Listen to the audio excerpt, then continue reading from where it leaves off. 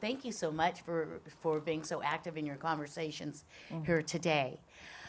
And now what I'd like to do is transition to see how many of you have a question for Cindy and Jim about applied wisdom, or really, almost anything else.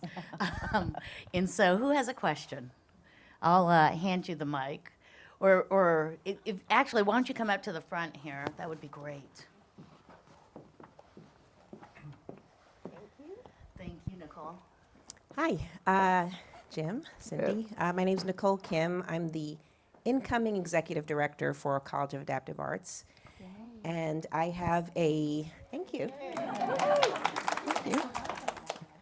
I have a 27-year career in the tech industry. And I really That's how long I was at Applied. I started later was than you. CEO of Applied. Wow. Yeah, I really resonated with your book. I loved it because the wisdom that you provided is how I ran my teams. But what I've found over my career is that management wasn't always aligned with me. And a lot of times I would get pushed to the side because I was too empathetic. And so my question is, did you ever experience any pushback from your managers or your leaders who disagreed with your philosophies? What a great And how did you deal with it?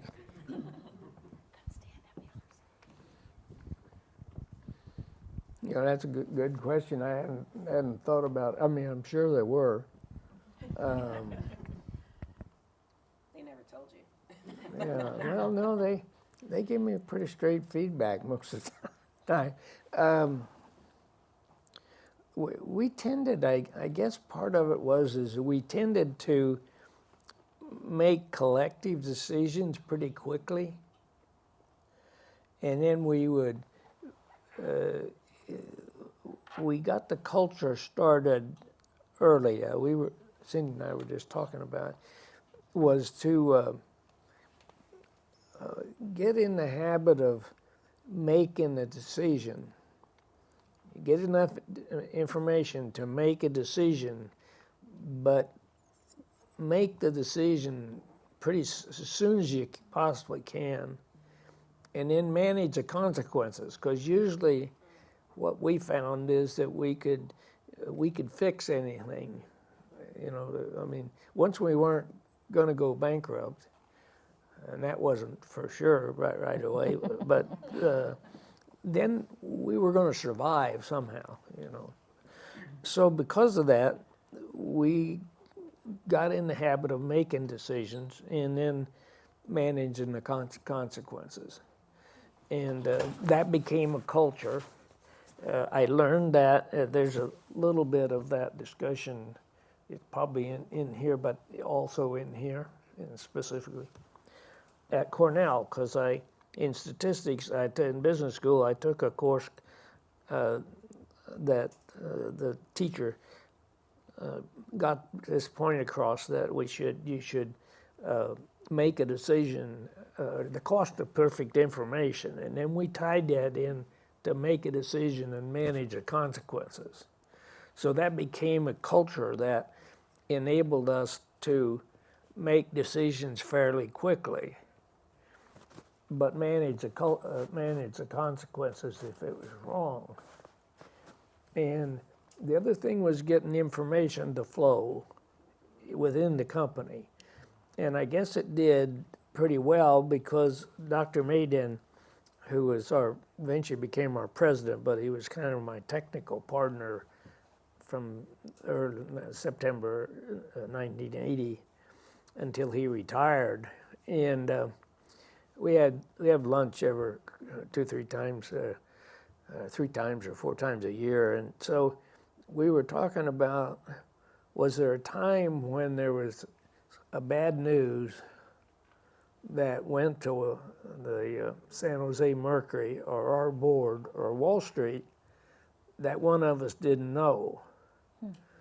And we thought about it pretty hard. I don't know quite why we got on that, but neither of us could think of one time when not only didn't one of us know, but both of us knew. So at least that, from that perspective, the idea of information availability and accurate good, bad news floating. So it was a culture that evolved pretty quickly in the company. I mean, pretty early in the company. Thank you, and congratulations, Nicole. Yeah, welcome. Yeah. Yeah. You know what I'm going to do, instead of just hold the mic, have a couple of you come up. They'd like you to be sort of on camera this way when they ask you your questions. This is new for me, so come on up, Nisa. Thank you, Dolly. Hi, everybody. Nisa Flagger, right here? Okay, thank you. So hi, Nisa Flagger, Los Altos City Council member. And like many of us, I wear many hats. So I'm here as a council member. Also, I work at HP. So a lot of what you're saying, Jim, resonates with me as the HP way. And I serve on boards. I have a couple colleagues on my nonprofit boards here as well. First, I do want to thank you for your remarkable journey in leadership, Jim. And also, Cindy, thank you for your leadership. I think someone defined you earlier as a bridge builder, thank you. And a couple of us standing next to her said that's exactly right, so thank you. My question has to do with change. So wearing these different hats, of course, I see change happening at HP. You know, in every meeting it's talking about AI, at the nonprofit board level, at city council, there's a lot of change. And of course, change is constant. And I'm curious, Jim, in your 27-year experience, how do you encourage your employees and staff to embrace change? Especially, I'm an attorney, and we're moving forward with a lot of legal automation, and just especially mid-level and our senior staff, to get them to really embrace automation. We know a lot of people feel safe in where they are, and they're scared about change. So I'd really appreciate your thoughts on that. Well, I think one of them is what's his name?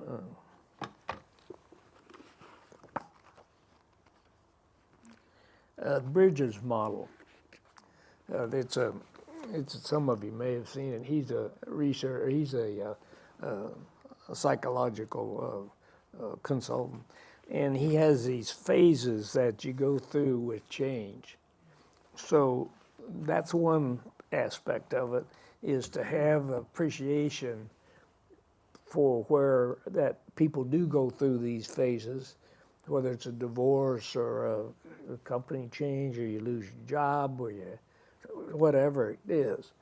And so that you have to make sure as the executive or the management around the process that you understand the collective psychology, and that you understand somewhat each person's, because they're going to be different stages. Each of the people, let's say there's 5 people and this one thing is being affected badly, they'll be in different places potentially. So that's the thing. And then the other thing is try to build a culture, which we said that change was a mode of opportunity. Almost, that wasn't quite the quote. Anyway, that's the essence of it. That change is a way of opportunity, and so if you kind of put those two things together, it kind of built a culture that worked for us anyway, for change, and we just were used to change. I mean, in other words, because in our business, sometimes the bookings went up. Well, we never made a bookings forecast, so that tells you something. Yeah, it does. So we may have been up 45%, or we may have been down 25% from the plan, but we never were on the plan because the bookings, we could monitor the sales, but the bookings moved around a lot, and so you just had to build out cultural support for that, and we were able to do that. So we would, there's a thing in there that calls about the elevator, face the elevator door. So whenever things were good, we'd be busy getting the finances in straight, getting all our technology straight. And then when we went into that downturn, we would sometimes have to cut some costs. We generally accelerated our technical work, so move our products forward faster, stuff like that.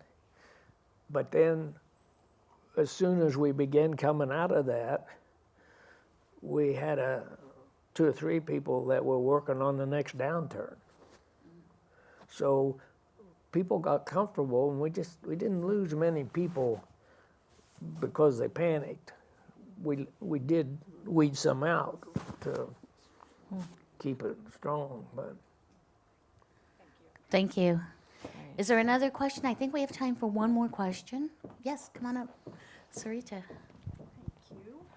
Thank you, Jim and Cindy.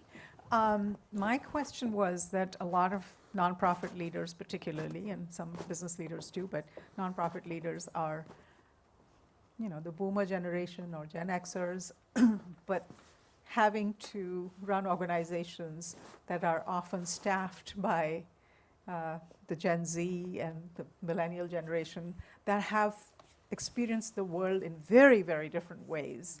And those of us who are in those older generations, we're not as savvy with technology and all the changes that are happening in the world. What advice do you have for leaders to be able to be effective with the workforce of today? That's a tough one since I haven't had to do that. I bailed out. That's one thing you couldn't do. But it's. I think one thing is that don't lose confidence in yourself, because you do have seasoning that it can't be replaced. And they may not think so.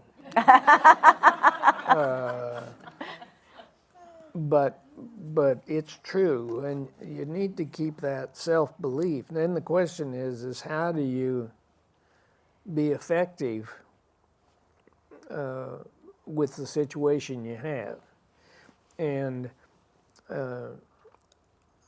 I would look for things that you want to get done and prioritize them so you don't try to do everything. So priority is always a big thing with me. I think the other thing is that when they find a couple or 3 that you relate to and get to understand pretty well, and try to introduce some of your things that you're trying to do through them to start. It's really hard anytime, and I never tried to do it, to try to get everybody on the same page. And there's so much pressure to do that, but it's kind of, I think, foolish, because they aren't going to be on, going back to the Briggs model, they're going to be in different places. So what do you do? One of the things, being a farm boy, I'd look for a bell cow. And so you get somebody, those of you maybe I haven't had that experience, the bell cow is one that has a bell, and when you call her, she'll come and bring all the rest of them with her. So anyway, you don't have to use that word, you may get a better word. But that works, and you'll find, since everybody's pretty competitive in these ranks, they'll start following. Thank you. Great. It's just one way. That's awesome. Sometimes, I suspect all of you are bell cows, right? And Teresa, why don't you come up for the last question? Great, thank you. I like that last question, and I kind of want to add something to that while also thanking you for writing this book. I'm a chief people officer for a public agency, and I would say more than 50% of our organization is millennial. And when I think about ways that we can impart knowledge that is leaving industry and not being shared because they're not sitting at our feet anymore. They're a high-put generation, high-input generation, always seeking information, not necessarily from us. I take them through the pyramid of knowledge. The pyramid of knowledge starts with data, that collectively becomes information, that through application and practice becomes knowledge, and over time, at the top of the pyramid is wisdom. So I want to thank you for writing this book about applied wisdom and challenge and charge all of you to try to sit in the seat and walk in the shoes of the younger generation and find ways to connect because they're in desperate need of relationship. Meet them where they are, walk them through that input journey to apply wisdom. Thank you. Okay, if I could borrow one of those books on the table, just wanted to remind you that inside each book is my card, and I would have put Kathleen's card in here this morning, but she fell ill. So if you want to connect with us more about applied wisdom, please do send me an email. There's also a collection of management tips. You can start writing down your own tips, and I'm going to steal the seasoned one because that's great. And there's QR codes everywhere. We have a full assembly for applied wisdom material, course information, etc. online. And Kathleen and I would be more than happy to talk you through this again, how to kick this off with your different organizations. If you have somebody I should connect with, please, please, please send me an email. And then Jim, thank you for your wisdom. And as many of you know, all of these materials are free of cost because the Morgan Family Foundation has decided building leadership capacity is necessary for our community well-being. And Cindy, thank you again just for your wisdom and bringing us all together. So before we thank them, we also will have a camera going in a few minutes. If any of you want to go on camera and just state your reactions to what you heard today, the tech team here at Creativity TV will help you do that. And again, my heart goes out to the staff behind the cameras, behind that wall. Thank you. And to our host, Chad. Thank you very much. Thank you.